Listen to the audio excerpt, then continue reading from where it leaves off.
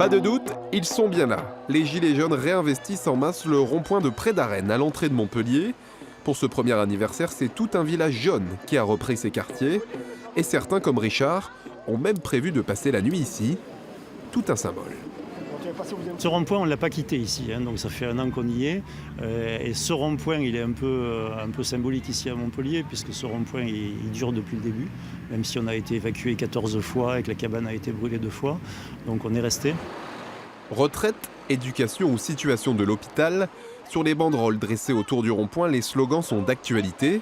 Les Gilets jaunes de Près d'Arène ont désormais un objectif, fédérer autour de la mobilisation syndicale du 5 décembre. On pense que seul, on n'arrivera pas à faire bouger les choses.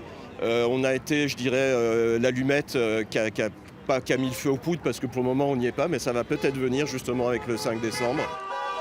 Au bord de la route, les visages sont souriants, et dans les voitures, on klaxonne assez souvent. 1 an après, ce retour en masse sur les ronds-points serait-il une manière de renouer avec la popularité du mouvement ? Pour cette militante, il faut oublier les images des violences en centre-ville. On était sur la comédie, massage, gazage, ça a été une horreur. Et bien là, on diversifie. Donc on veut faire autre chose. Parce que la résistance, ça se fait autrement avec l'originalité de chacun. Alors monsieur, vous en pensez quoi de ce retour sur les ronds-points ? C'est une bonne chose. Pourquoi ? Ça va peut-être faire bouger un peu les choses. Le village jaune est installé sur le rond-point de Près d'Arène jusqu'à dimanche soir.